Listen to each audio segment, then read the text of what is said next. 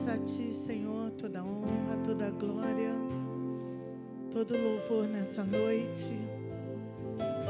Que a Tua bênção, que a Tua unção, que a Tua graça venha sobre cada um de nós. Onde quer, Senhor, que estejamos adentrando nesse momento, que haja vida de Deus, que haja júbilo, que haja alegria nos corações.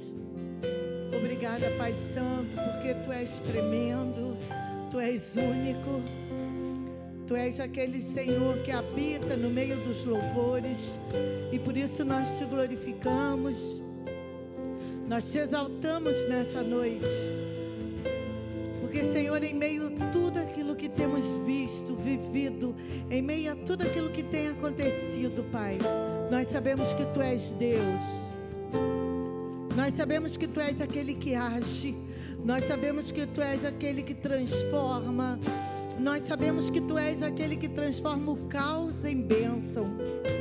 E por isso, Senhor, nós temos convicção de profetizar que grandes coisas estão por vir, que grandes coisas irão acontecer, Senhor, na nossa casa, no nosso trabalho, na nossa cidade, no nosso estado, no nosso país, nas nações do mundo. Nós sabemos que grandes coisas vão acontecer, porque Tu és o Deus que transforma. Tu és o Deus, Senhor, que tem poder de transformar todas as circunstâncias, e é em Ti que nós estamos firmados. E nessa noite nós vamos declarar isso, porque nós cremos, Senhor, no Teu socorro presente. Nós cremos, Senhor, que Tu és aquele, Senhor, que vai à nossa frente, consertando os caminhos tortuosos. Nós Te adoramos, Te bendizemos, Te celebramos, Rei dos reis, Senhor dos senhores. Damos a Ti toda a honra, toda a glória e toda a adoração. Adore-o, adore-o agora, onde quer que você esteja.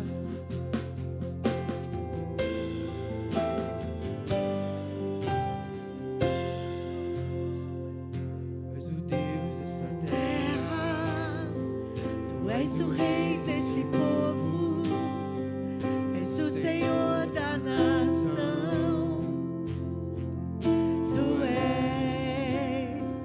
Tu és a luz desse mundo, esperança para os perdidos. Tu és a paz para os cansados. Tu és. Ninguém é como o nosso Deus. Ninguém é como o nosso Deus. Grandes coisas estão por vir, grandes coisas vão acontecer neste lugar.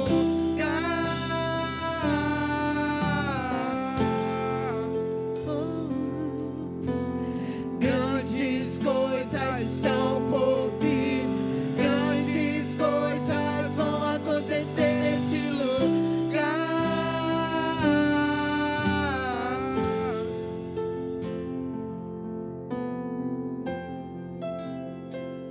Tu és o Deus dessa terra, Tu és o Rei desse povo, és o Senhor da nação.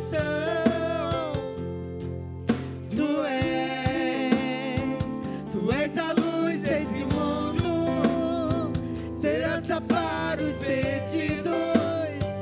Tu és a paz para os cansados. Tu és. Ninguém é como o nosso Deus.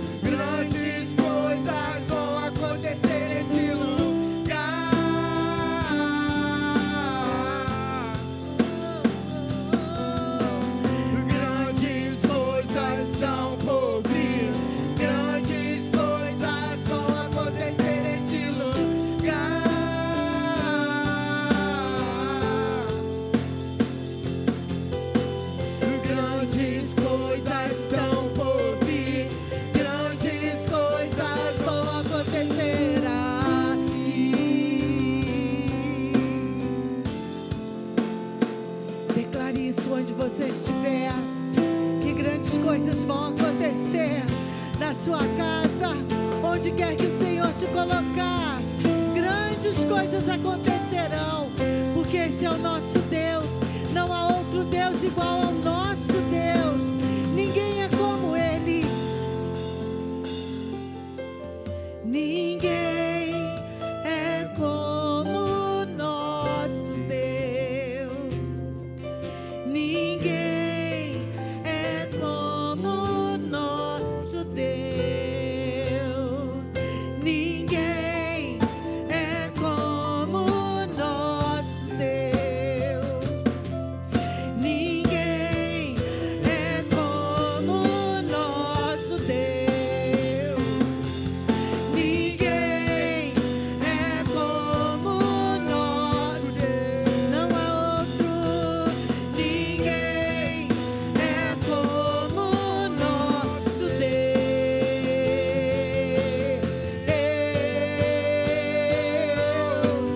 Grandes coisas estão por vir. Grandes coisas vão acontecer nesse lugar. Oh, grandes coisas. Grandes coisas estão por vir. Grandes coisas vão acontecer nesse lugar.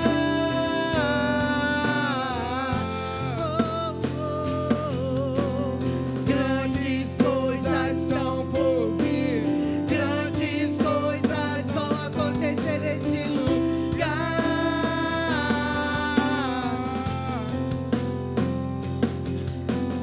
Grandes coisas estão por vir. Grandes coisas vão acontecer aqui.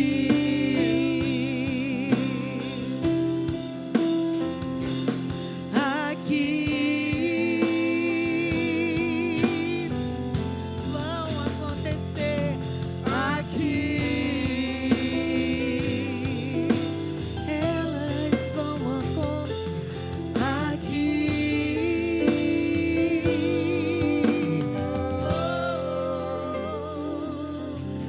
Aqui. Grandes coisas. Decretamos, Senhor, e proclamamos que grandes coisas hão de acontecer. Aleluias. E por isso declaramos que o teu reino é sobre todo o reino, Senhor. E que o teu reino é presente, Pai. Nos curvamos diante de ti. Decretamos a tua bênção. Te glorificamos, Pai. Porque tu és aquele que está conosco a todo dia, em todo instante. Não importa o que aconteça, tu és o Deus presente. E por isso nós declaramos diante dos céus desse lugar, que seja feita a tua vontade aqui na terra como ela é feita no céu. Oh, que a atmosfera do céu venha nessa hora e invada o teu lar, invada o local onde você esteja, porque esse é o nosso Deus. É aquele que se faz presente, é aquele que move as estações, os reinos. Pai nosso que estás no céu, santo é o teu nome, teu reino agora seja feita a tua vontade.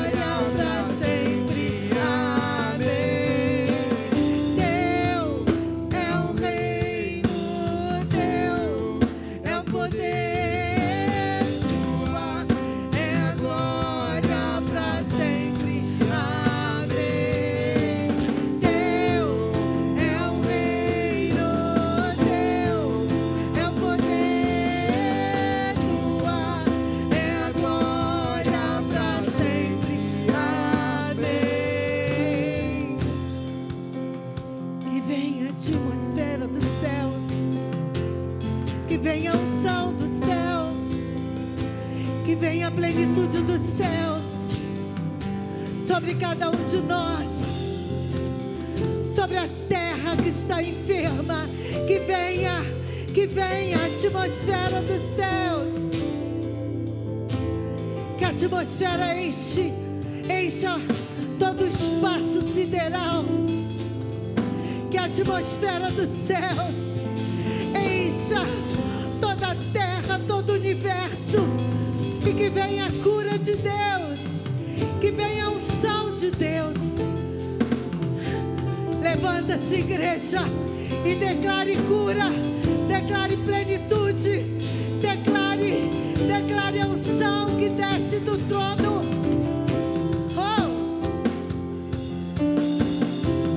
Declare que o céu venha. Deixa vir o céu. Deixa vir o céu. Deixa vir o céu. Deixa vir o céu. Pai, que a atmosfera que estamos sentindo nesse lugar, que ela invada cada local nessa noite. Quem sabe, Senhor, alguém esteja num leito de hospital. Quem sabe alguém esteja enfermo na sua casa. Mas nessa noite, seja tocado pela atmosfera do céu. E declaramos cura, decretamos vida, decretamos plenitude de Deus. E que os céus sejam nessa noite derramados sobre a terra.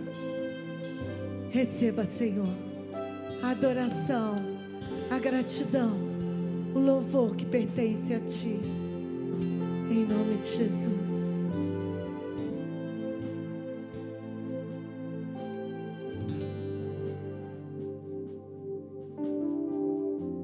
Aleluia. Deus é maravilhoso. Deus é excelso. Te glorificamos, Senhor, te exaltamos na beleza da Tua santidade. Ser glorificado, ser exaltado. Quero glorificar a Deus pela vida de cada um de vocês que tem participado conosco nesse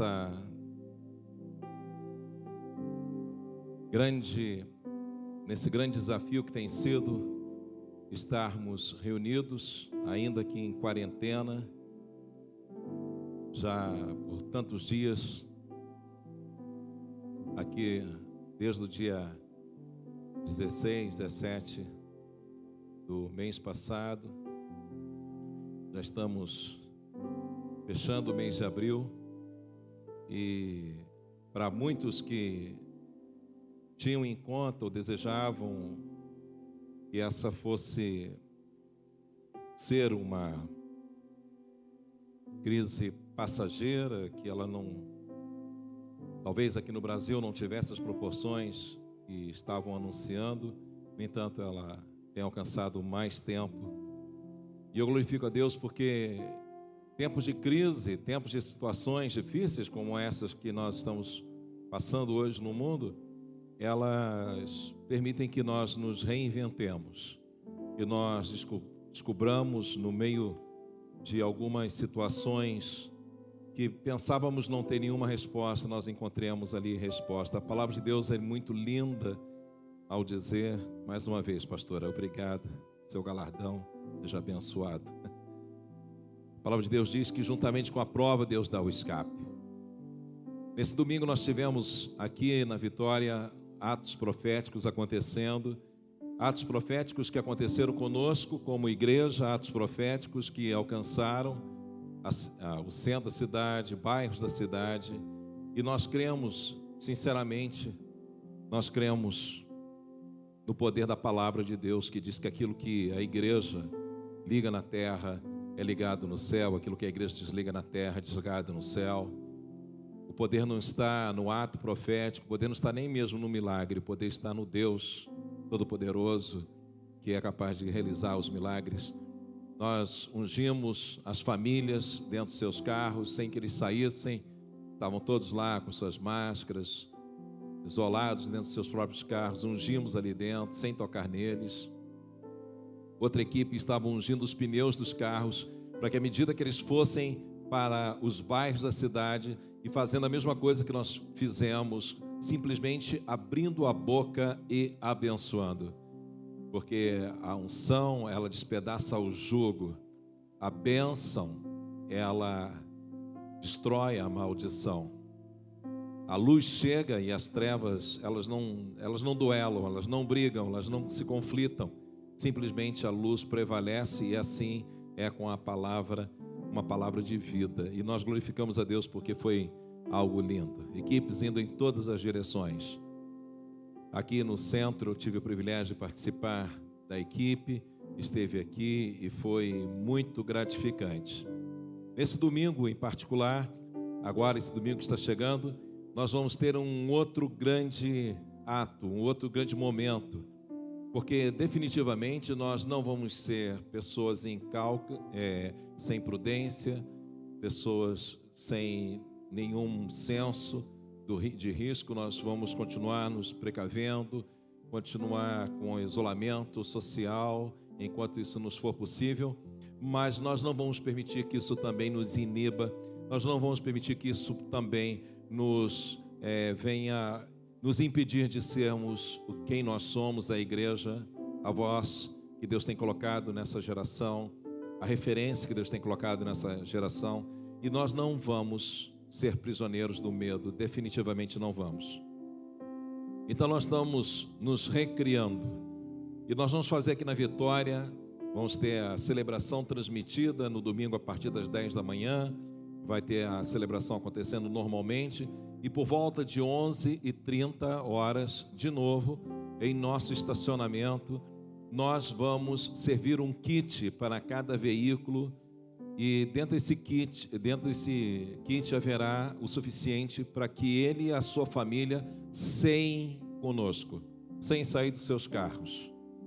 Nós vamos servir a ceia e vamos estar ministrando ali no estacionamento, quantos carros couberem ali em cima e quantos carros couberem nos outros estacionamentos. Nós vamos fazer com que o serviço de som chegue até a todos, e nós vamos, como corpo de Cristo, vamos celebrar a ceia do Senhor, e o Senhor disse que nós vamos fazer isso até que Ele volte. Então, não vai ser uma situação como essa que vai nos impedir de continuar sendo igreja, muito pelo contrário. Nós provaremos e mostraremos no meio dessa situação o que é ser igreja, sendo solidários, sendo misericordiosos, sendo uma voz de esperança e uma voz de fé, um norte, no meio de tanta confusão, no meio de tantas palavras desencontradas que temos visto e ouvido nesses dias, que a igreja seja um norte, que a igreja seja a referência. Nós temos conversado com você aqui, com todos vocês aqui, sobre um tema que Deus tem nos dado. Deus está estremecendo o universo. Deus está estremecendo o universo. Eu quero convidar você que está nos assistindo nesse momento, que ainda não se inscreveu no nosso canal do YouTube, quero convidar você que faça isso. Você precisa ter uma conta de e-mail, da Gmail. Então, uma vez que você tenha isso, você entre lá no canal do YouTube, Ministério Comunidade Vitória Oficial. Ministério Comunidade Vitória Oficial. E lá você vai se inscrever, dá um toquezinho naquele sininho, e toda vez que tiver ali alguma coisa acontecendo, você vai ser notificado. Eu quero que você veja ali o grande material que Deus tem nos permitido colocar ali, para que isso te alimente, para que isso te sustente, para que isso te fortaleça em dias tão difíceis como nós estamos vivendo. Você perceberá que essa série já tem 3 mensagens ali gravadas, e nós estamos agora indo para a 4ª, e eu te sugiro que você estude, ouça essas séries desde a número 1, para que você entenda o que está acontecendo.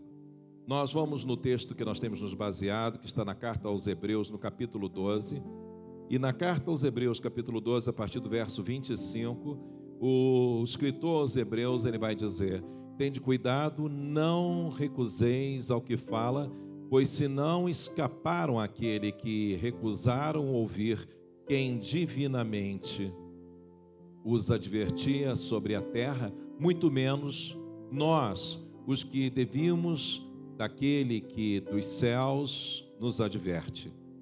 Aquele cuja voz abalou, e eu quero que a partir desse momento você grave esse termo abalar. Aquele cuja voz abalou então a terra, agora porém ele promete dizendo, e nós vamos até o versículo 29, ele promete dizendo: ainda uma vez por todas farei abalar não só a terra. Então Deus está dizendo aqui, olha, não vai ser só a terra, as estruturas da terra, não somente a terra, mas também o céu. Ora, esta palavra, ainda uma vez por todas, significa a remoção dessas coisas abaladas, ou seja, tudo aquilo que for abalado, tudo aquilo que for sacudido, será removido, como quem está fazendo uma obra. Quem pretende fazer uma obra nova, vá onde tem uma edificação antiga, derriba aquela edificação antiga, remove ali então os seus escombros e depois edifica algo novo. Como tinham sido feitas para que as coisas que não são abaladas permaneçam. Então isso quer dizer que algumas coisas podem e serão abaladas e outras coisas não serão. Quando você estudar essa série conosco, você já poderá perceber nas ministrações anteriores a essa quais são as coisas, segundo a palavra de Deus, segundo aquilo que nós já temos estudando, que estão sendo e continuarão sendo abaladas, e outras ainda aqui serão. E continuando, ele diz: como tinham sido feitas para que as coisas que não são abaladas permaneçam. Então aqui o escritor aos Hebreus está dizendo que aquilo que não pode ser abalado, isso vai permanecer. Há coisas na Bíblia Sagrada que vão passar os céus e vão passar a terra. Por exemplo, a palavra de Deus não vai passar. Isaías diz que a palavra de Deus, uma vez que sai da boca dele, que profere essa palavra, ela não pode voltar para ele vazia, sem que antes cumpra o propósito para qual ela foi designada. Esse Deus extraordinário. E alguém pode pensar que o mundo, a criação de Deus, tenha perdido todo o controle, que Deus não tem o controle de nada. E eu quero te dizer que nada foge ao controle de Deus.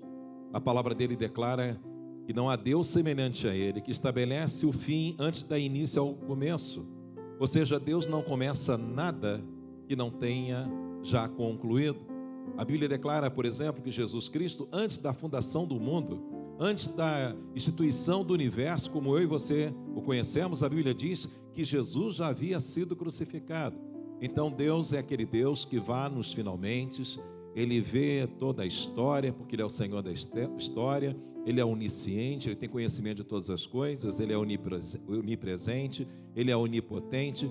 Então o Senhor vê o curso de todas as coisas, vê como está o final, estabelece o final, aí sim Deus vai e toma a iniciativa de começar algo. E Jesus, antes que o universo fosse criado, antes que o mundo fosse criado, Jesus já havia morrido pelos nossos pecados. E nós sabemos que a morte de Jesus está relacionada à redenção, à remissão, que é um renascimento, que é uma restauração.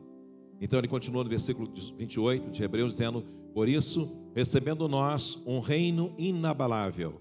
O reino de Deus é o único reino inabalável. As grandes nações, poderosas nações, nações economicamente supernações, nações que militarmente são supernações, nações que a nível de população são supernações, outras nações que por domínio, por influência, por riqueza, têm hegemonia sobre a terra. A Bíblia declara que todas essas coisas podem e serão abaladas. Mas há algo que não pode ser, e a palavra diz aqui: por isso, recebendo nós um reino inabalável. O reino de Deus é um reino que não pode ser abalado.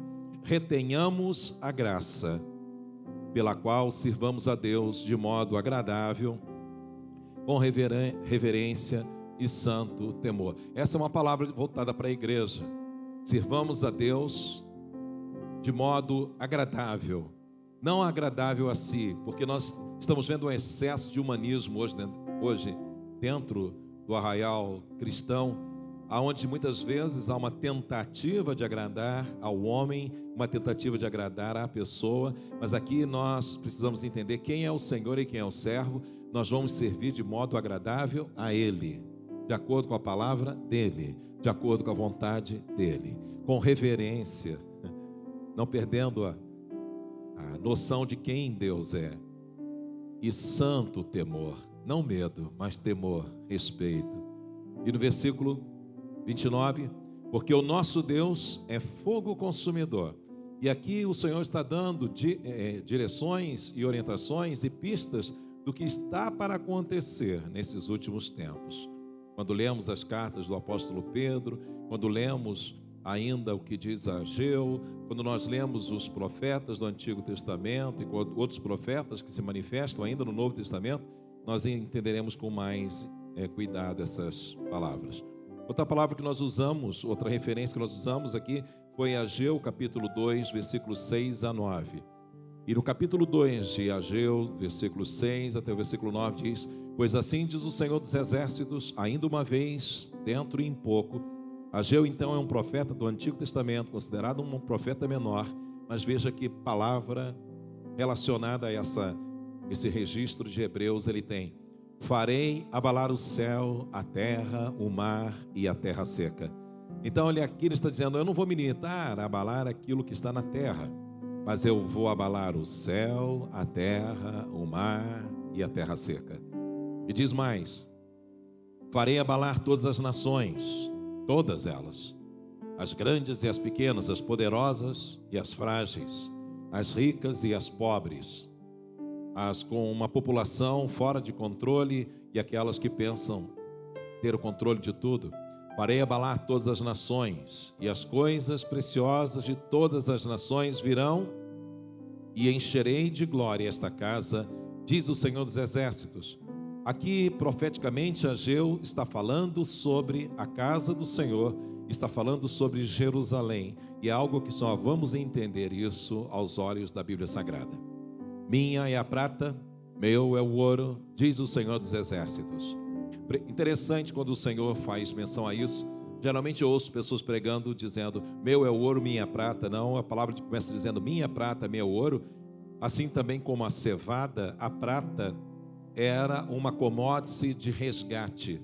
Sempre que alguém quisesse resgatar alguém, se fazia com prata. E o ouro é aquilo que enobrece.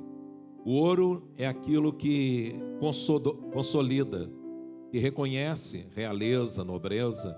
Mas a prata é aquilo que resgata, aquilo que restaura, aquilo que traz de volta. E o Senhor está dizendo: minha é a prata, meu ouro, diz o Senhor dos Exércitos. É curioso porque cevada e trigo são semeados na mesma ocasião lá em Israel, mas a cevada, ela é colhida antes, ela é colhida na Páscoa, e a Páscoa é a festa de resgate, quando o Cordeiro de Deus foi sacrificado para resgatar toda a humanidade, entre os quais eu e você nos encontramos. E depois de algumas semanas, nós vamos encontrar ali, 7 semanas depois, vai vir então a outra colheita, que vai ser a colheita do trigo. E é maravilhoso quando o sol bate, principalmente ali na planície do Meguido, quando o sol bate sobre a plantação do trigo, ele reflete como se ouro fosse, apontando para a nobreza, né? Primeiro Páscoa, para que depois possamos experimentar um Pentecostes. Primeiro um Calvário, para depois sermos reconhecidos e cheios do poder de Deus ali em Jerusalém, que é a festa agora da qual nos aproximamos. E no finalzinho ele diz: a glória desta última casa será maior do que a primeira, diz o Senhor dos Exércitos, e neste lugar darei a paz, diz o Senhor dos Exércitos. Jerusalém é chamada cidade da paz, e ele está dizendo que a glória dessa última casa, de alguma forma, como não entendemos, como não compreendemos, de alguma forma, entre esse tempo que nós estamos vivendo, em algum momento, a casa do Senhor será restaurada lá em Jerusalém. A glória desta última casa será maior do que a primeira, diz o Senhor dos Exércitos. Esse é o texto que nós temos lá de Ageu. Nós iniciamos essa palavra falando sobre um julgamento iminente que está para vir sobre a terra. Aliás, um julgamento que tem 3 fases. Essa fase preliminar, que eu acredito a qual nós já estejamos vivendo.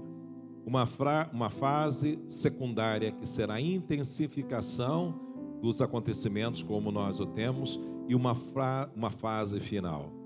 Alguns podem dizer que por serem crentes nós não seremos submetidos a julgamento. Não aquele julgamento pelo qual já passamos na pessoa de Jesus Cristo, que foi julgado pelos nossos pecados, pelas nossas maldições, pelas nossas ações ali na cruz do Calvário. Nós e aqueles que realmente receberam Jesus como Senhor e Salvador. Mas para aqueles que são chamados filhos de Deus, aqueles que são da família de Deus, haverá um julgamento daquilo que fizemos com o nosso tempo, daquilo que fizemos com a nossa mina, que é a nossa vida, como temos vivido nessa terra, se temos vivido para servir a Deus ou para nos servir de Deus, se Deus tem nos usado, se nós temos usado a Deus, se nós simplesmente no momento de contabilizarmos a nossa vida para o Senhor, faremos como aquele servo mau que embrulhou uma mina e entregou enrolada num lenço de volta, ou nós seremos como aquele servo bom e fiel que multiplicou a sua mina em 10, teremos usado a nossa vida aqui não apenas para comer e para beber, não apenas para edificar e comprar, teremos usado a nossa vida aqui para estender esse reino, para proclamar essa palavra e para povoarmos o céu. Então, 2 tipos de julgamento: o julgamento que será na casa do Senhor, que será o primeiro, nós seremos julgados segundo as nossas obras, para efeito do meu galardão, da minha recompensa. E o mundo também será julgado por ter recusado o Salvador, o Senhor, a palavra. Não é desejo, a Bíblia diz que não é desejo de Deus que nenhum homem se perca, é desejo de Deus que todo homem se salve. E assim nós fomos passando por essas passagens preciosas e fomos considerando cada ponto que você poderá estar acompanhando com mais riqueza de detalhes nas nossas ministrações anteriores. Como eu disse, um julgamento de 3 fases, e nós estivemos também ministrando sobre para que razão o Espírito Santo foi enviado, por que razão Jesus pediu para que o Espírito Santo fosse enviado. Lá em João 16, versículo 8, Jesus ele fala que quando viesse o Consolador, e Jesus vai dizer que esse Consolador, nós vamos ter ali a compreensão de que ele é o Espírito Santo, ele vem com 3 propósitos. Ele vem para convencer o mundo do seu pecado, ele vem para convencer o mundo do que é justiça, não a justiça dos homens, mas o que é justiça de Deus, e por fim ele vem para convencer o mundo sobre um juízo eminente, que eu já tenho falado com os amados aqui. Outra coisa que nós tivemos vendo foi sobre a questão de aquilo que pode e aquilo que não pode ser abalado. Impressionante, porque Jesus, como nós temos observado na palavra, ele assume muitas vezes dualidades. O mesmo Jesus que aparece como Cordeiro de Deus, ele também aparece como o Leão de Judá. Que associação há entre o leão e há entre o cordeiro? Haverá um momento que não necessariamente olhando para o físico, mas para a forma física, mas eu verei o cordeiro como um leão que governa, que reina sobre toda a terra. E hoje ainda há tempo de ver esse cordeiro como Salvador, como aquele que foi entregue em favor dos nossos pecados. Nós vimos que os apóstolos se dirigiam aos gentios e sempre falaram desse juízo iminente e sempre falaram também da possibilidade de haver ali um perdão. Vimos lá em Lucas capítulo 19, como eu citei anteriormente, nós vimos sobre a questão das minas, como já escrevemos aqui em outro momento, e hoje eu também falei alguma coisa de forma bem rápida. Ali nós chamamos a atenção sobre o terrível pecado que se abate sobre muitos chamados cristãos, que é a preguiça e fraqueza. Muitas pessoas querem atribuir a sua fraqueza, ao seu desânimo, a sua falta de de vontade de servir a Deus a justificativa de não ter suas obras. E nós nos esquecemos que a preguiça, ela é um pecado terrível. Vamos voltar então àquela parte das Escrituras que nós lemos inicialmente, onde nós temos declarado que Deus vai abalar tudo, céu, terra e mar. E no primeiro momento, nós vimos que Deus, Ele tem nos dado a sua palavra, coisas que podem e que serão abaladas, e nós vimos que a vida pessoal, ela é algo que pode ser abalado. Nós vimos que as instituições, elas podem e elas serão abaladas. E entre essas instituições, nós falamos inclusive da instituição religiosa, porque é o momento de eu decidir quem eu sou aos olhos de Deus. Se eu sou uma nova criatura, mais do que vir a uma igreja, Deus está nos convidando para sermos igreja, para atuarmos como igreja.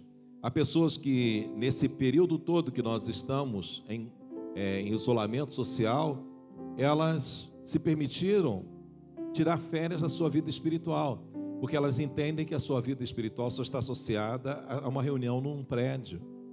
Deus não nos chamou para outra coisa. Paulo disse: vocês não sabem, mas vocês são um templo. Pedro chama aos crentes e diz: vocês não sabem, mas vocês são casa espiritual. Vocês são um tabernáculo de Deus. Jesus já havia dito que Deus não habita em templos feitos por mãos de homens, mas Ele habita hoje naquele mais formoso dos templos, e nós precisamos saber que nós somos feituras das mãos de Deus, criados à sua imagem e à sua semelhança. Então falamos sobre instituições que serão abaladas, bancos, governos, instituições financeiras, instituições religiosas. Falamos sobre estruturas. Hoje mesmo eu estava vendo uma grande ponte que eu tive o privilégio de passar há um tempo atrás, alguns anos atrás.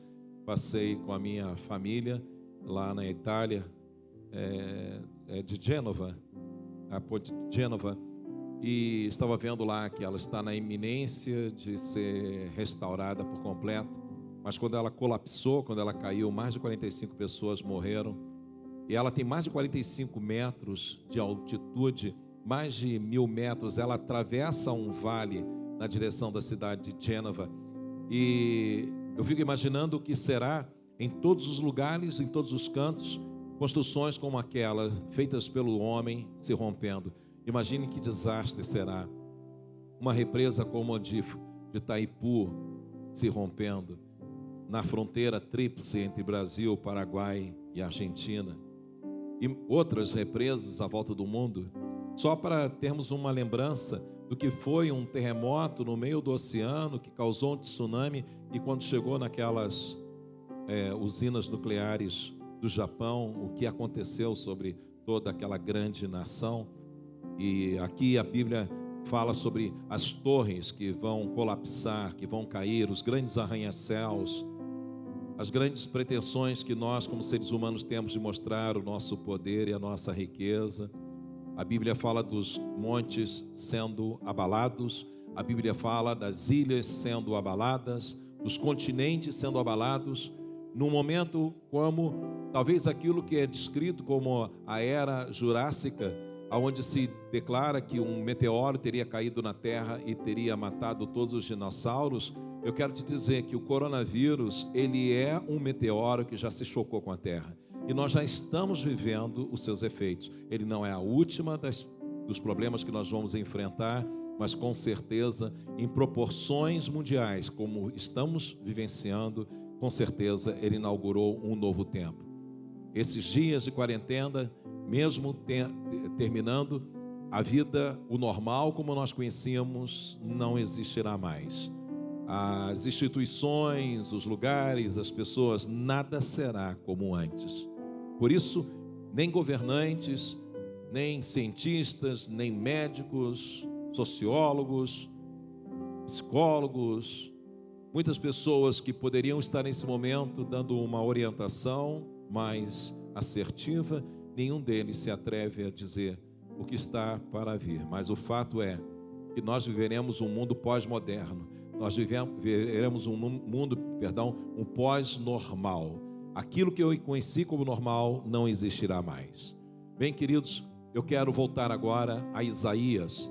Quero ir ao livro de Isaías no capítulo 30, versículo 25, e quero então começar a nossa conversa a partir daqui. Isaías capítulo 30, versículo 25 diz assim: em todo monte alto, em todo outeiro elevado, haverá ribeiros e correntes de águas.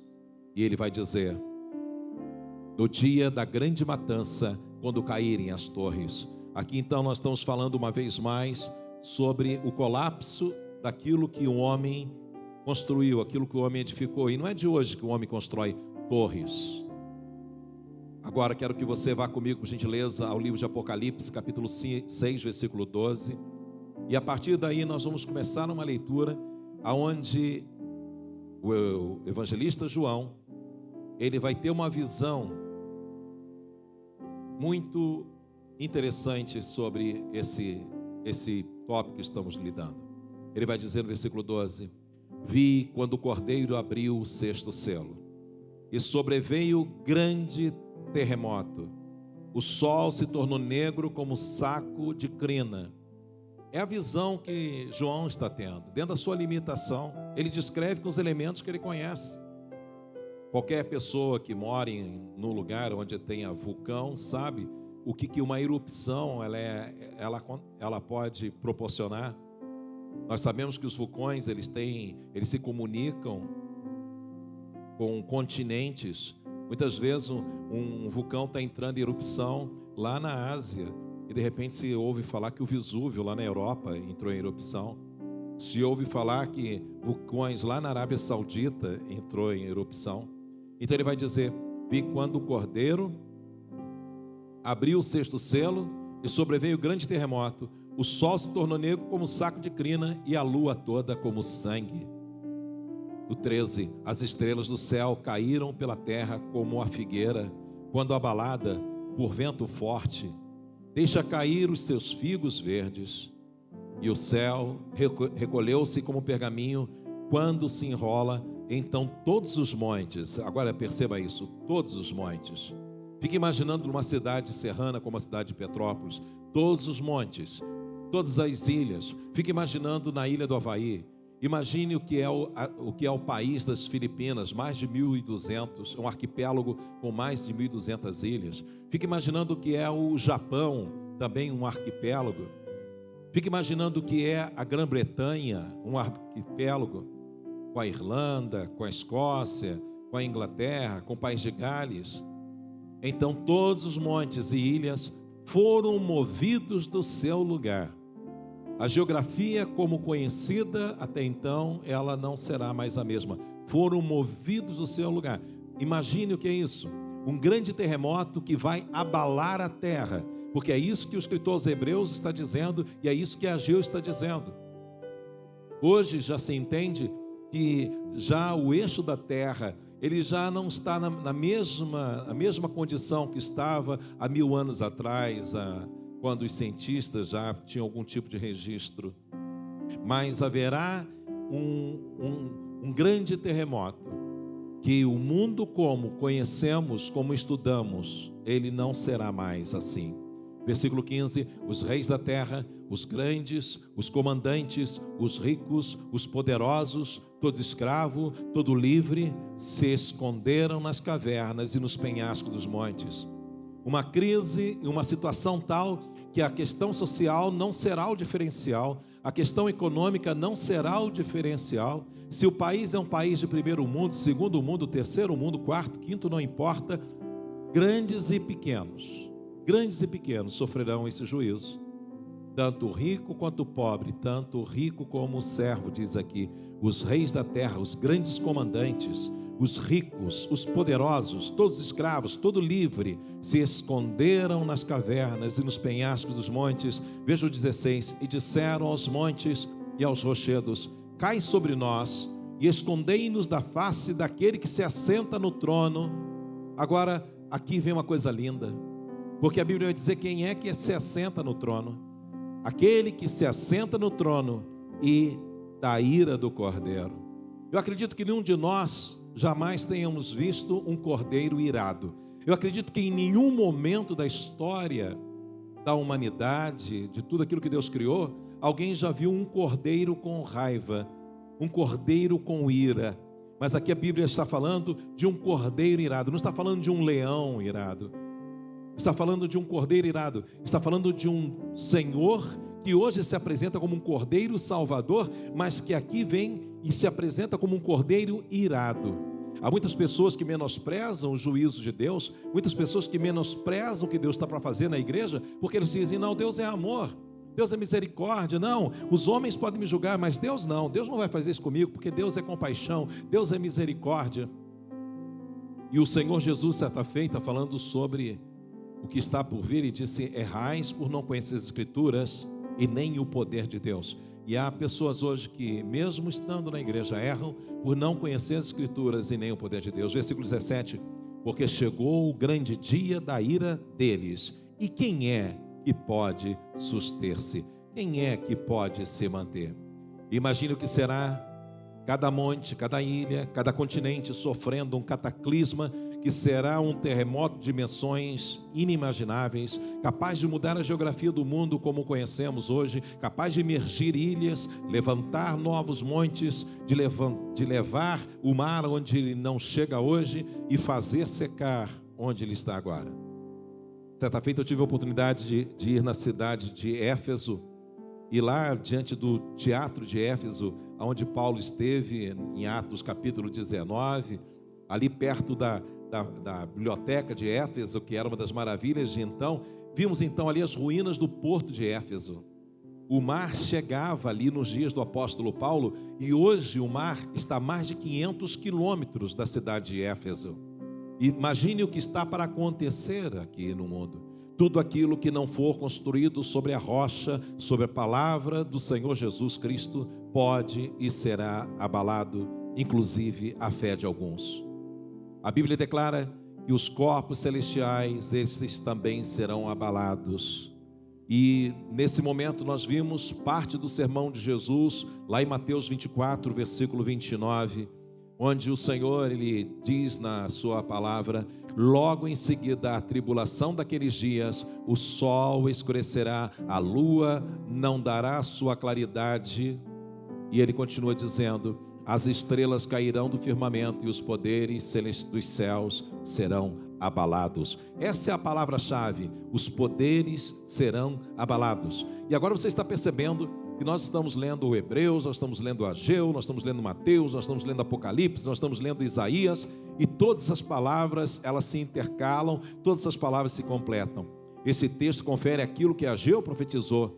Jesus confirmou aquilo também que o escritor aos Hebreus também disse, Deus irá abalar a terra, o mar, os céus, a terra seca, as riquezas das nações.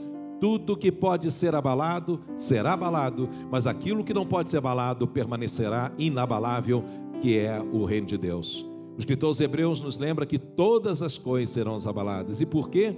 Porque Deus, ele quer deixar claro aos olhos dos homens que tudo aquilo que eles têm colocado a sua segurança, suas certezas, tudo isso poderá ser abalado e será abalado. Mas aquilo que muitas vezes eles têm desprezado, a Bíblia diz que Jesus ele é comparado à pedra angular que foi desprezada pelos edificadores. Aquilo que deveria ser a coisa mais importante foi aquilo que foi desprezado. Porventura temos alguma coisa que não pode ser abalada? Porventura você acredita em alguma coisa que não pode ser abalada? Porventura os seus conceitos, as suas certezas, as suas convicções estão colocadas sobre alguma coisa que não pode ser abalada? Eu quero ainda ver com vocês algo que Isaías vai dizer, lá no capítulo 24, os versículos 1 em diante. Isaías diz assim, eis que o Senhor vai devastar e desolar a terra, vai transformar a sua superfície e lhe dispersar os moradores. O que suceder ao povo sucederá ao sacerdote, ao servo como ao seu senhor. De novo aqui, não há uma distinção econômica. A serva como a sua dona, ao comprador como ao vendedor, ao que empresta como que toma emprestado, ao credor como ao devedor. Veja o 3, A terra será de todo devastada e totalmente saqueada, porque o Senhor é quem proferiu esta palavra. Ele disse: eu não sou homem para mentir, nem filho de homem para me arrepender. Se eu falei, eu farei. Se eu prometi, eu cumprirei. Veja o versículo 4. A terra pranteia e se murcha, o mundo enfraquece e se murcha.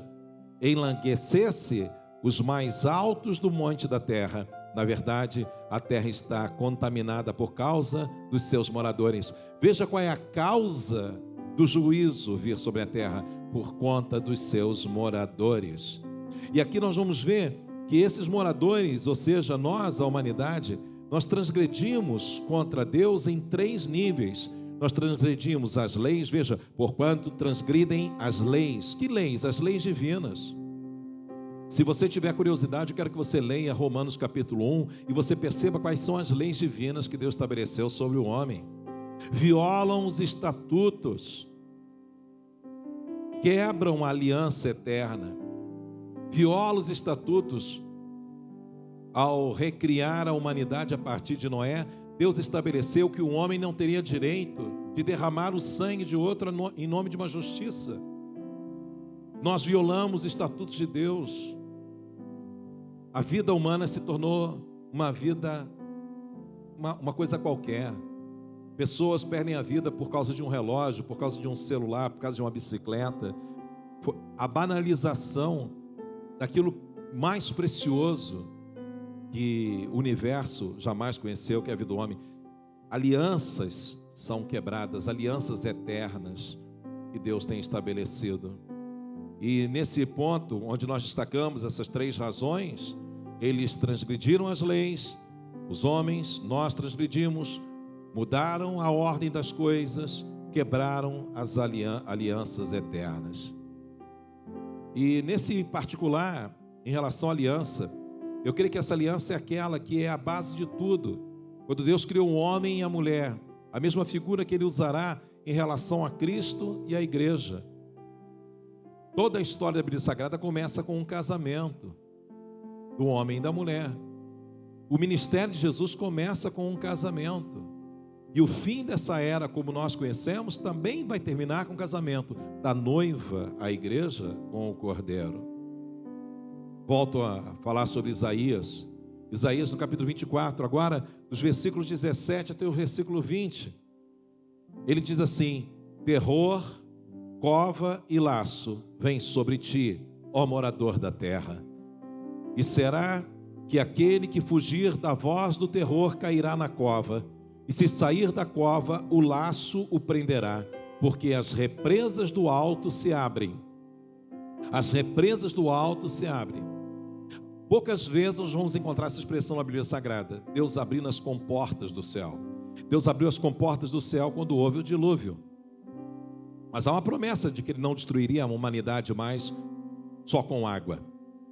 A Bíblia declara lá em Malaquias que quando nós somos fiéis ao Senhor, Deus também vai abrir as comportas do céu e vai derramar um dilúvio de bênção, de honra. E Ele diz que Ele vai fazer diferença entre aquele que o serve e aquele que não serve, entre aquele que é justo e aquele que não é justo. E aqui Ele está dizendo que as represas do alto se abrem e tremem os fundamentos da terra. Estão falando aí das cidades litorâneas praticamente desaparecerem. Imagine o que vai ser o que seria um grande terremoto hoje. As calotas polares se descongelando, icebergs cruzando os mares em todas as direções, um volume de água que eu acredito que seja aquele excesso do dilúvio que Deus tenha colocado nos polos da terra e que tenham estado congelados durante tanto tempo, e agora por tanta mudança climática e por causa dos moradores da terra. Imagine esse volume de água vindo, e a Bíblia chama isso aqui, na descrição de Isaías, esse que está vendo isso há quase 3.000 anos do nosso tempo atrás, ele está vendo isso como as comportas do céu, as comportas do fundamento da terra.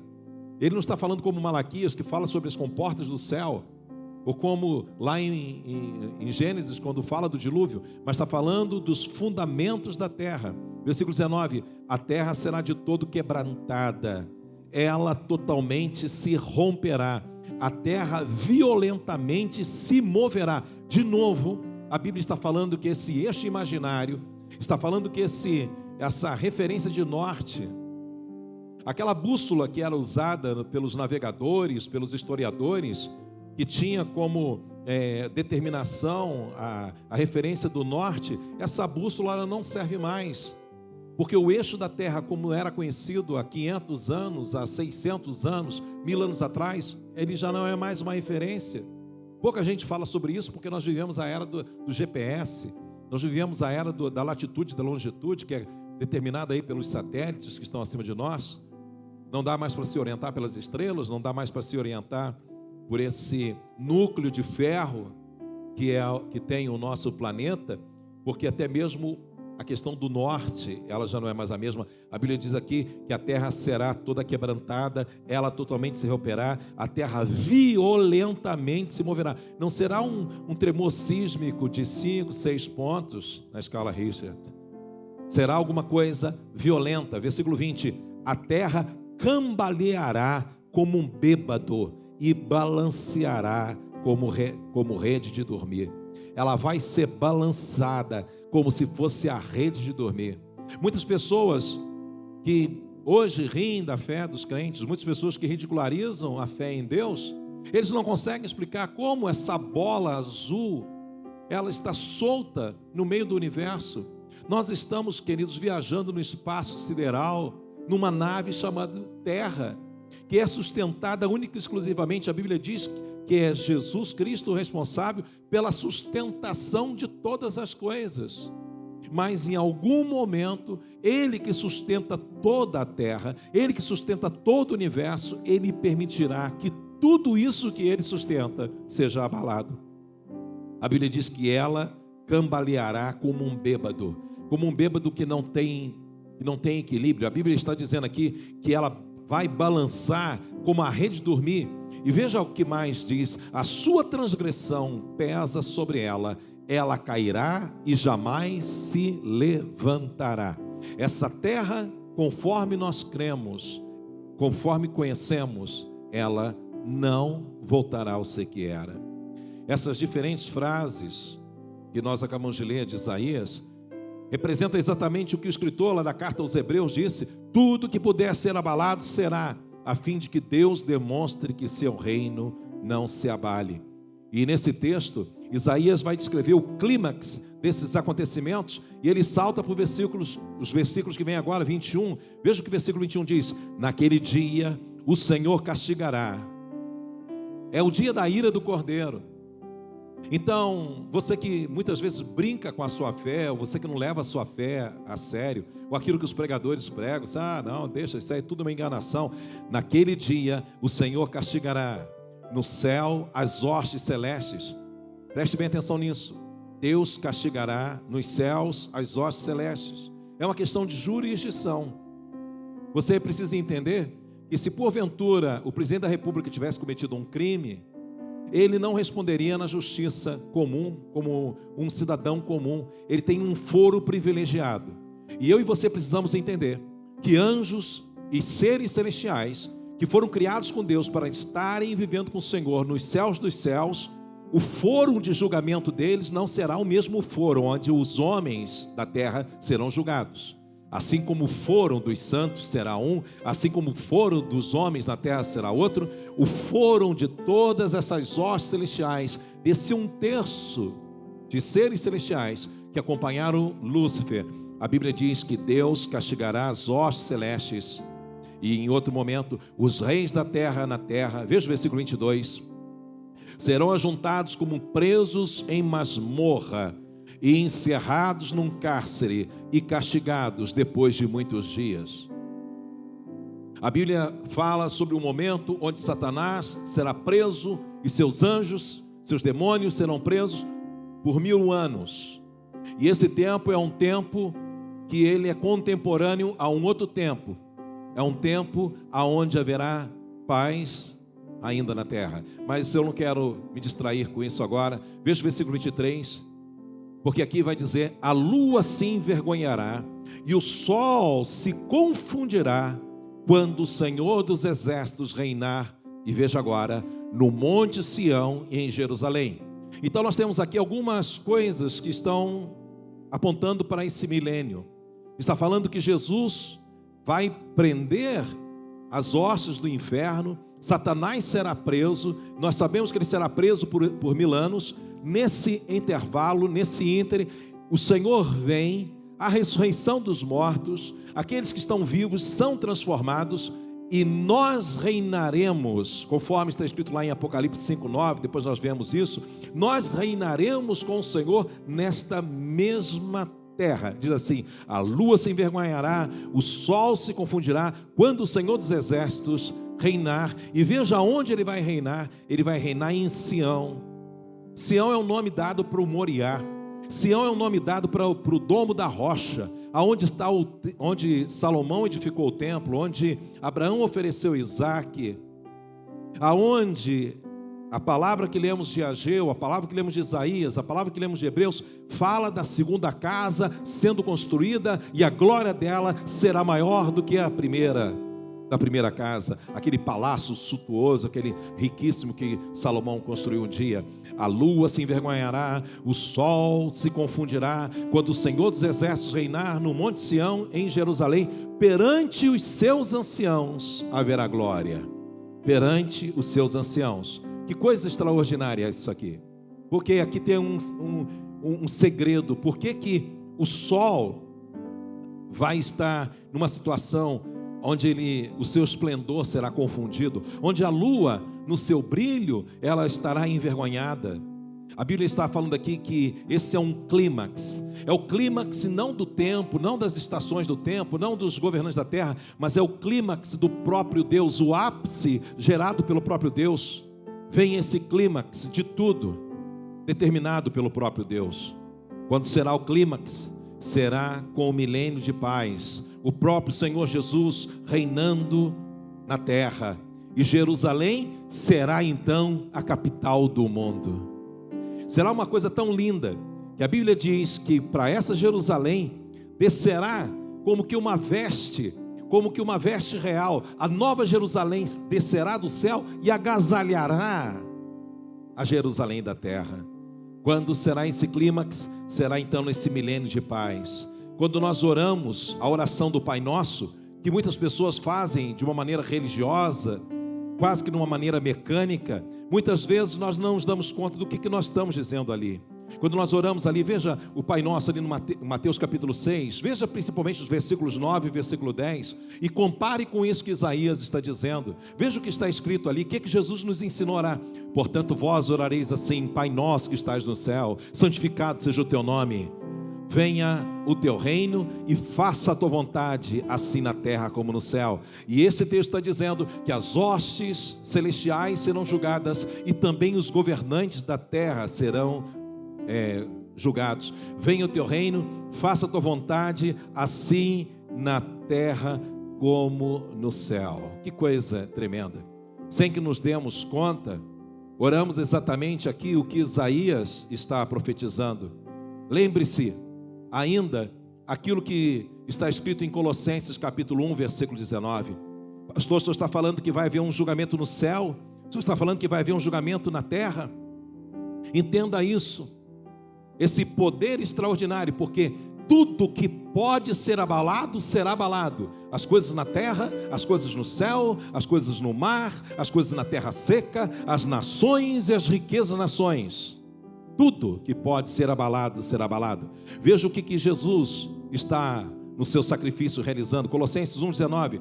Porque aprouve a Deus que nele residisse toda a plenitude. Veja o versículo 20. E que havendo feito paz. Por que eu vou desfrutar de paz na terra? Havendo feito paz pelo sangue da sua cruz, por meio dele.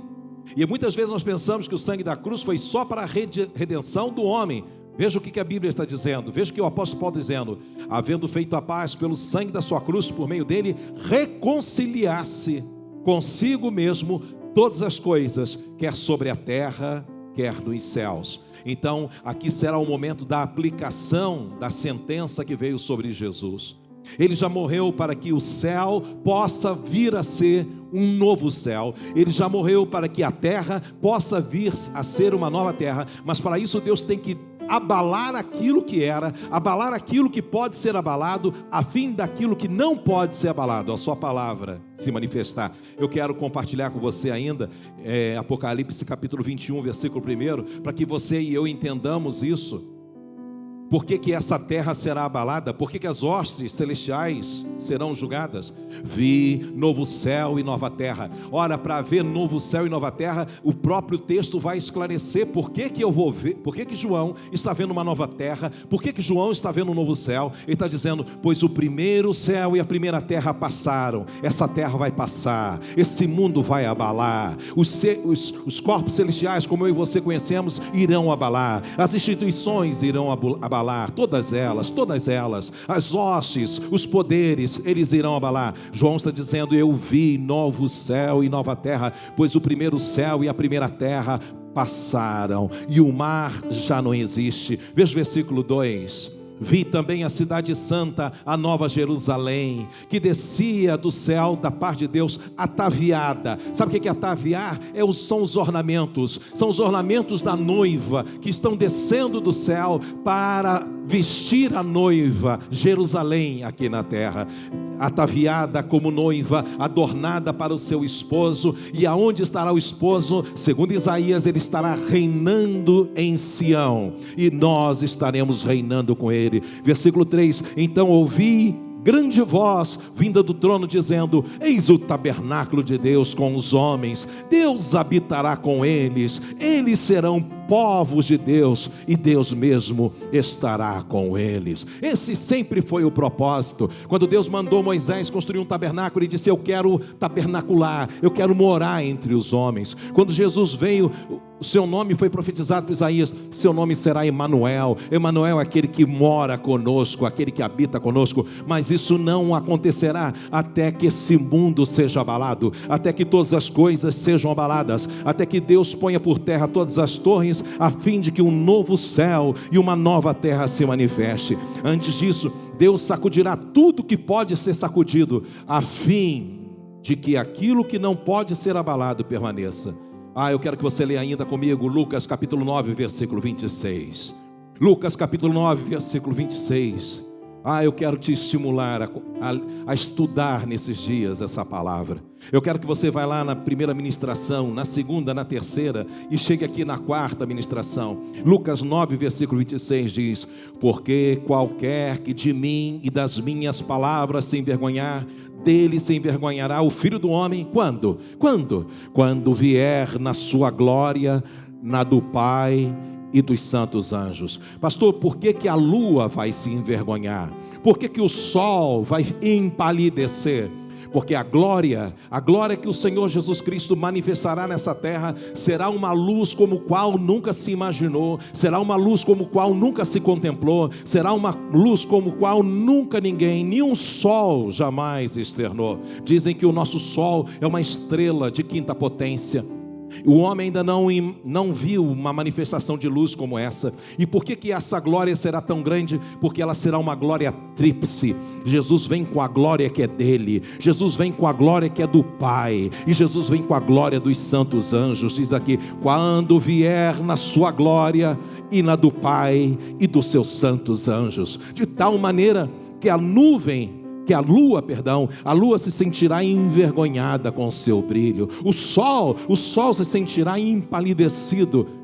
E essa glória é aquela glória que quando nós enxergamos, a Bíblia diz que quando o Senhor reina sobre Sião, quando o Senhor reina nessa nova Jerusalém, essa cidade sequer precisa de sol, porque Ele mesmo é o sol da justiça. Aqui enxergo 3 níveis de glória: a glória do Filho, a glória do Pai, a glória dos seus santos anjos. Esse brilho será tão ofuscante que empalidecerá o sol e ofuscará a lua. Qualquer entendimento que tenhamos tido até então do que luz é, se tornará completamente insignificante comparado a esse resplendor que Jesus terá.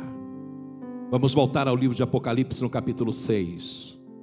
E eu quero voltar a ler dos versículos 12 até o versículo 16, para enfatizar o que o Cordeiro que o Cordeiro está prestes a sentar no seu trono de juízo.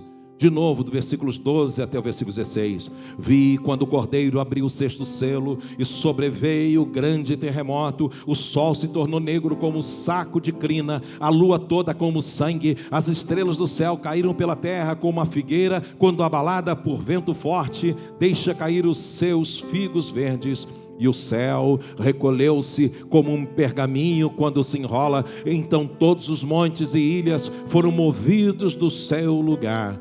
Os reis da terra, os grandes, os comandantes, os ricos, os poderosos e todo escravo, todo livre, se esconderam nas cavernas e nos penhascos dos montes, e disseram aos montes e aos rochedos: cai sobre nós e escondei-nos da face daquele que se assenta no trono e da ira do Cordeiro. Quantos de nós jamais poderia imaginar isso? A ira do Cordeiro. Quantos querem aplacar a ira? Quantos querem aplacar a sua culpa ao tentar negar um juízo divino, afirmando que Deus é amor, que Jesus é só amor? Quantos deles entendem que o Senhor que julgará as nações, o Senhor que julgará as hostes celestiais, o Senhor, o Cordeiro de Deus, o justo, também julgará a sua casa? E a Bíblia descreve ele aqui como um cordeiro irado. Mas porque Deus terá que lidar assim com a humanidade? Alguns poderiam atribuir a questões sociais, outros a questões econômicas, outros, quem sabe, ainda a questão de justiça, a questão de segurança, quem sabe, outros a questões políticas. Contudo, nada mais tão poderoso quanto a degeneração da raça humana. A Bíblia diz que o que fez Deus se manifestar sobre o mundo de Noé foi que o pecado que era cometido na terra chegou até a presença de Deus. Então a degeneração da raça humana, ela é a provocadora, ela é a causa de tudo que está para acontecer e tudo aquilo que já começou a acontecer. A degeneração humana pode atrair situações assim como essas vistas aqui.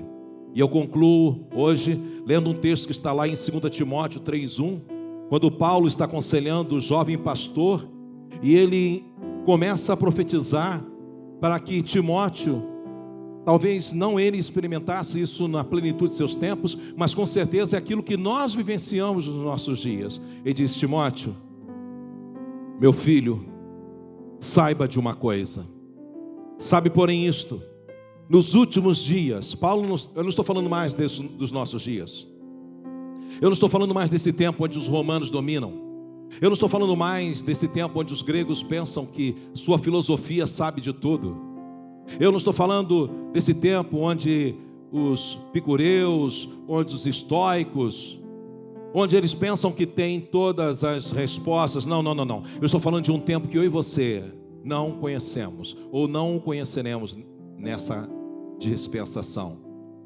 Eu quero falar dos últimos dias. Ele diz assim: esses tempos sobrevirão tempos difíceis. Queridos, se preparem para viver tempos difíceis. O mundo como você conheceu jamais voltará a ser o que ele era. Tempos difíceis. Versículo 2: pois os homens serão egoístas. Por que esse tempo será um tempo difícil? Porque os homens serão egoístas. Pessoas que se norteiam pelo seu próprio ego, pelo seu próprio interesse, pelo interesse do seu próprio umbigo, que marcham na direção do seu próprio nariz, que atuam de acordo com a sua própria cabeça e o seu próprio discernimento. Pessoas que tenham a afronta de dizer: eu acho que Deus é assim, não me interessa o Deus da Bíblia, eu entendo que Ele é assim, e se Ele quiser se relacionar comigo, Ele vai ter que se enquadrar dentro daquilo que eu entendo que Ele seja. Homens egoístas, avarentos. As pessoas hoje não têm tempo para mais nada porque são pessoas avarentas. Elas dizem que estão procurando a sua segurança, elas dizem que estão pleiteando pela segurança dos seus filhos. Hoje os casais se casam, eles não planejam ter filhos, eles vão deixar para ter filhos muito depois, porque primeiro eles querem ser bem-sucedidos nas suas carreiras, porque deixaram de ver os filhos como uma bênção e se tornaram pessoas avarentas. Na verdade, eles não querem filhos atrapalhando a sua vida profissional, não querem verem filhos atrapalhando os seus interesses, trazendo um incômodo, alguém com quem dividir. Serão avarentos. A Bíblia diz jactaciosos. pessoas tomadas de seu próprio orgulho. Eu acredito que essa seja a palavra de todas as gerações, de todas as dispensações, o mal da humanidade. O nosso mal é a jactância, é o nosso orgulho, porque aqui agora vem os adjetivos: jactaciosos, arrogantes. Nós somos arrogantes do alto daquilo que pensamos saber, do alto daquilo que pensamos possuir, do alto daquilo que pretendemos parecer. Blasfemadores, pessoas que não terão nenhum temor de falar das coisas de Deus, da palavra de Deus, da igreja de Deus, do povo de Deus, das profecias de Deus. Blasfemadores. A Bíblia diz: desobediente aos pais. Por causa disso, Malaquias disse: eu estou mandando o espírito de Elias para converter o coração dos pais aos filhos, dos filhos aos pais. Do contrário, a terra será amaldiçoada. E a terra tem sido amaldiçoada por causa da desobediência dos pais. Eu sei que é um tempo onde as pessoas, elas têm o seu devido valor, mas é muito comum às vezes, por conta dessa geração, a ovelha perder referência do que é ser uma ovelha. E é muitas vezes também um filho perder a noção do que é ser um filho. E a Bíblia diz que você e eu fomos chamados para honrar os nossos pais. E a honra aos nossos pais nos dará uma vida longeva nessa terra, uma vida próspera nessa terra, uma vida de paz nessa terra. E Malaquias diz que a razão da terra ser amaldiçoada é por causa do desrespeito. As pessoas afrontam seus mestres, afrontam seus professores, porque isso é uma característica do homem dos últimos dias. Ele tem na sua alma o ser desobediente. Nós acabamos de passar por uma situação interessante no Brasil, e eu não quero discutir pontos políticos ou quem está certo e quem está errado, mas desde quando uma pessoa que é subalterna diz para aquela pessoa a quem ele deve obediência, dizendo para ele: se você não fizer do meu jeito, eu vou embora. E hoje é assim que a igreja tem sido. As pessoas entram na igreja, e se a igreja não for do jeito que ela quer, ela vai embora. Se o pastor falou alguma coisa que está na palavra, mas contraria os seus interesses, ele vai embora. Então ele está dizendo aqui que o mundo de hoje, ele será povoado por esse tipo de pessoas. Desobedientes aos pais, ingratos. Se prepare para ver isso. Pessoas ingratas, pessoas a quem você se gastou e se permitiu gastar, infamando, difamando, envergonhando, se levantando, dizendo: não, isso aí, essa carapuça não é para mim, isso não serve para mim. Mas a Bíblia diz que esse tempo ele será povoado por esse tipo de gente. E às vezes eu e você estamos pensando que esse tipo de gente está lá fora, mas nós vamos encontrar esse tipo de gente também dentro do próprio reino. Ingratos, irreverentes. Versículo 3: desafeiçoados. Sabe o que é uma pessoa desafeiçoada? Você batiza a pessoa, você casa a pessoa, você gasta tempo, você ora com aquela pessoa, você jejua pelaquela pessoa. Um dia aquela pessoa vai embora, ela volta as costas para você, porque esse é o tempo dos homens desafeiçoados. Esse é o tempo das pessoas serem desafeiçoadas. Elas não têm senso de pertencimento, elas não pertencem a ninguém. Todo mundo é de todo mundo e ninguém é de ninguém. Desafeiçoados, implacáveis, caluniadores, sem domínio de si, cruéis, inimigos do bem. Veja o versículo 4: traidores. Estou falando alguma novidade? Estou falando alguma coisa que você não tem visto acontecer? Estou falando de alguma coisa, de alguma situação que você não tem conhecimento? Pois isso também é um dos sinais, e esse sinal está muitas vezes dentro do reino. Traidores, atrevidos, enfatuados, mas amigos dos prazeres que amigos de Deus. Mais amigos dos prazeres do que amigos de Deus. Eu sei que é dolorido a gente ver o comércio fechado. Profetizamos, liberamos palavra de bênção para que isso não aconteça. Mas quantas vezes aqui nessa cidade nós vemos isso? As pessoas, no final do ano você não vê mais, porque ela está trabalhando demais, ela tem que produzir.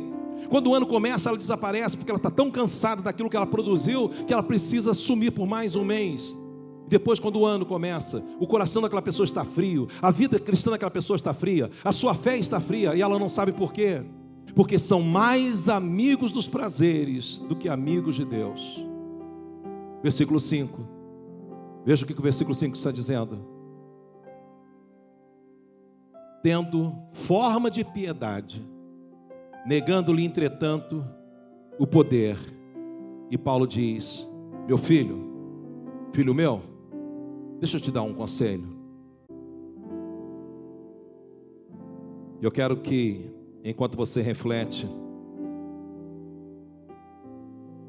eu quero que essa palavra chegue ao seu coração. Que tempo nós estamos vivendo?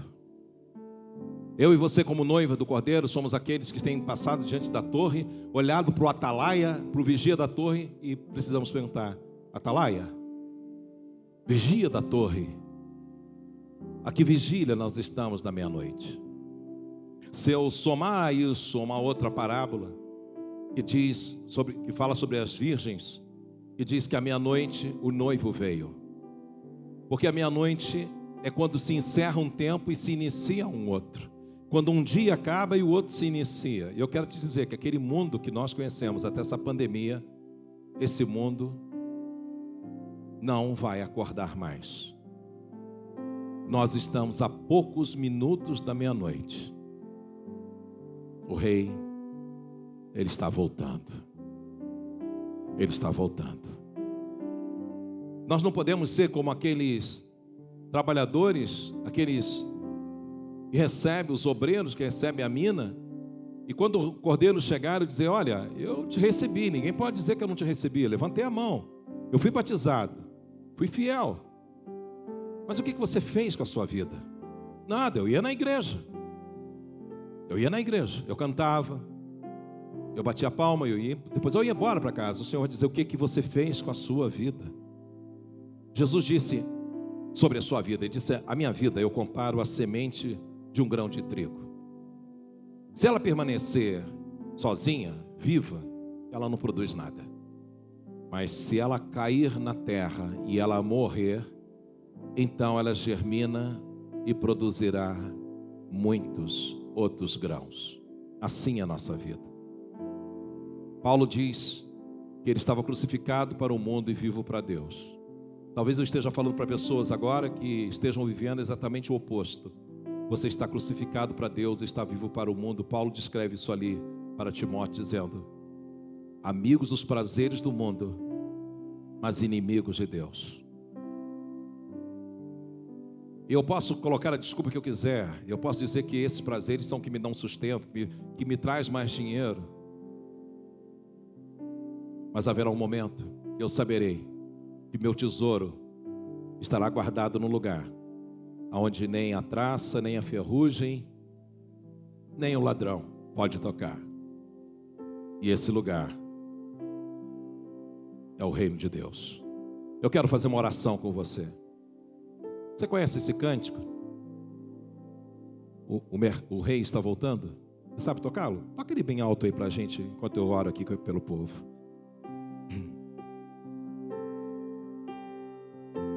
Se você puder, põe a mão no seu coração.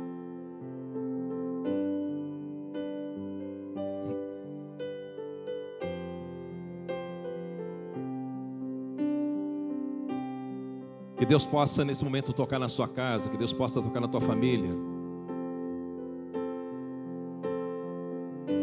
Esse cântico, eu não sou cantor, não tenho projeto de me tornar cantor, mas ele diz assim: o mercado está vazio, seu barulho já cessou, o martelo dos obreiros, seu barulho já parou.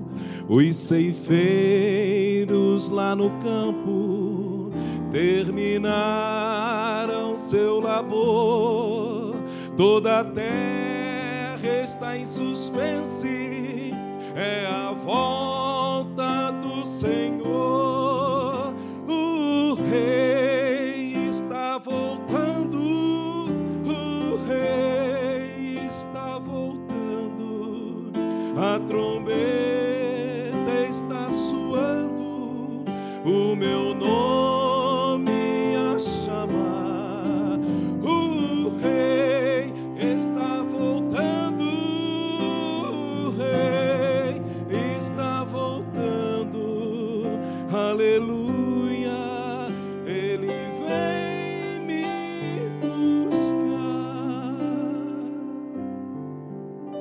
Os vagões de trens vazios passam ruas, quarteirões, aviões sem seus pilotos voam pra destruição. A cidade está deserta, sua agitação parou. Sai a última notícia: Jesus Cristo já voltou. O Rei está voltando. O Rei está voltando. A trombeta está soando, o meu nome a chamar. O Rei está voltando. O Rei está voltando. Aleluia, Ele vem me buscar.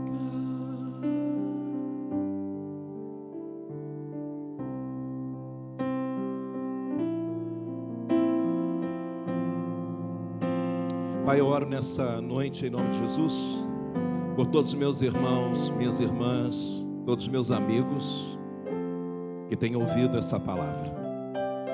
E desejo que só essa pandemia passe, como se isso fosse uma visitação que não estava programada, que veio e vai embora, e que coisas como essas nunca mais aconteceriam. Pai, onde estaria a honestidade da tua igreja?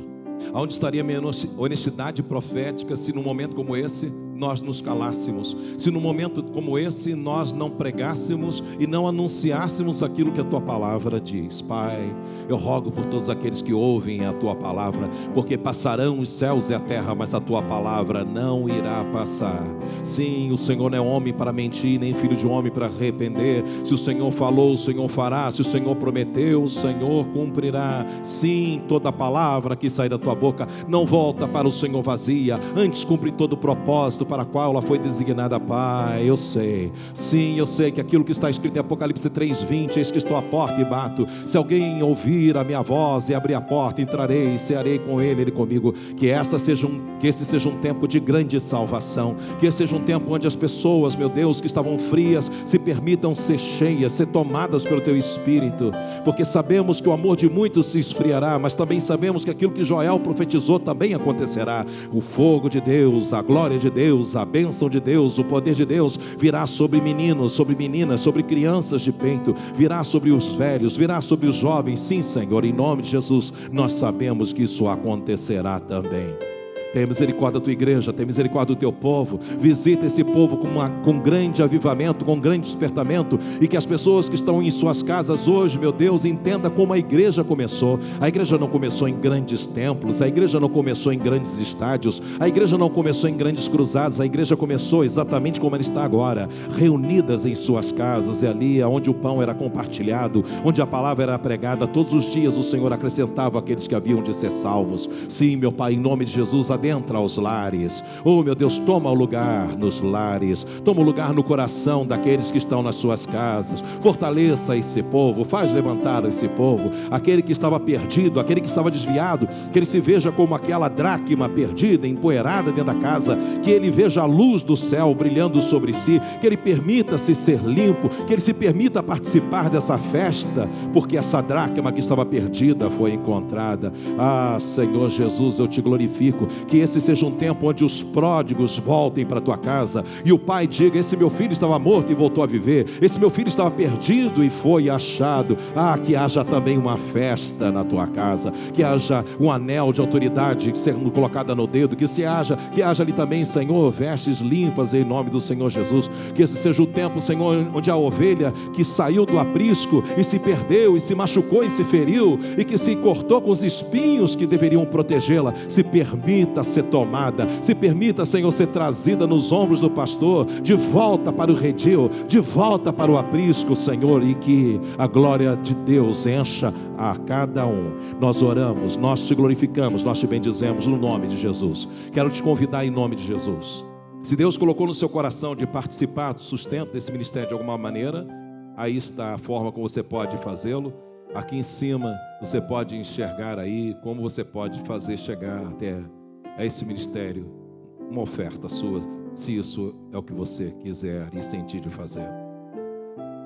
Também nós queremos colocar à disposição esse lugar que Deus tem nos dado, para que tão logo você possa estar aqui conosco. Rua Visconde de Souza Franco, 183, em frente à Rua da Feira, aonde ficava lá em cima a tenda. Hoje esse templo está aqui na parte de baixo. Nós queremos te convidar a estar conosco.